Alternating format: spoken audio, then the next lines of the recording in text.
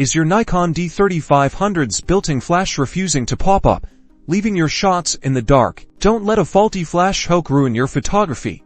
Today, we're tackling this common D3500 issue by carefully examining and potentially repairing the flash deployment mechanism. First, gently power off your camera now.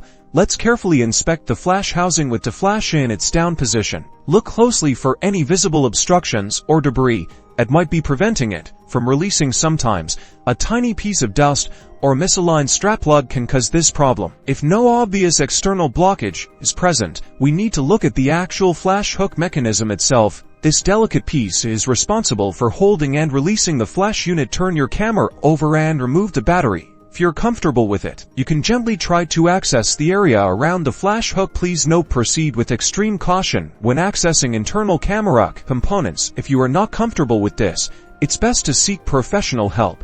Using a very small, non-magnetic screwdriver or a similar fine tool, gently probe around the flash hook. Look for any signs of bending, breakage, or misalignment. If you find the hook is simply stuck or caught on something internal, a very gentle nudge in the correct direction might free. You're looking for any resistance that feels unnatural, not a solid blockage. If the hook appears damaged or bent, repair might involve carefully bending it back into place, but this needs to be done with immense precision and care to avoid further damage. In some cases, the entire hook assembly might need replacement. Reassemble any covers you may have removed, ensuring they click securely into place. Now, insert the battery and power on your camera. Gently try to pop up the flash. If our efforts were successful, you should hear and feel a satisfying click as the flash deploys. Congratulations, you've potentially saved your Nikon D3500's flash functionality.